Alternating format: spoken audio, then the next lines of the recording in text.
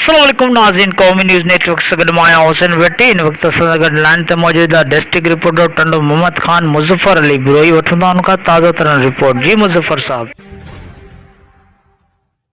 नाज़रीन तव्हांखे टनो मोहम्मद खान का हिकु अहम ख़बर का आगाह कंदा हलूं त टनो मोहम्मद खान जे तहलके बुलड़ी शाकरी में लॉकडाउन सबबि घर भातियुनि महदूद रहंदड़ ऐं रोज़गार कमाई कंदड़ मज़दूर पूरे ते मालिकी कंदे एदी फाउंडेशन ऐं नेशनल ट्रेड यूनियन फेडरेशन जे तावन सां हारी यूनियन पारां बुड़ी शाकरी में यूनियन काउंसिल सैद मतो शाह यूनियन काउंसिल भलेनो सठियो जो ॻोठ मोहम्मद हुसैन सठियो ॻोठ सिद्दीक सठियो समेत केतिरनि ई बिरादरी जिन में कोली सोलंगी मल्ला सठिया शामिल आहिनि। तिन खे अॼु 50 राशन जा कट्टा विराया हुआ जिन जी अॻुवाणी कामिल लाल बश्क लालण सठियो करे रहियो हो, जॾहिं त उहो नेक कम जो सिलसिलो हलंदड़ आहे। अञा ताईं जॾहिं हारी यूनियन जे अॻुवान लाल बश्क सठियो चयो त असां हर ॾुखे वक़्त ते पंहिंजे हारी पोरियतनि सां गॾु आहियूं, हारी पोरियतनि जी ख़िदमत करण ते यकीन रखूं था। मुज़फ़र अली बिरोई, रिपोर्टर, क़ौमी न्यूज़, टनो मोहम्मद खान।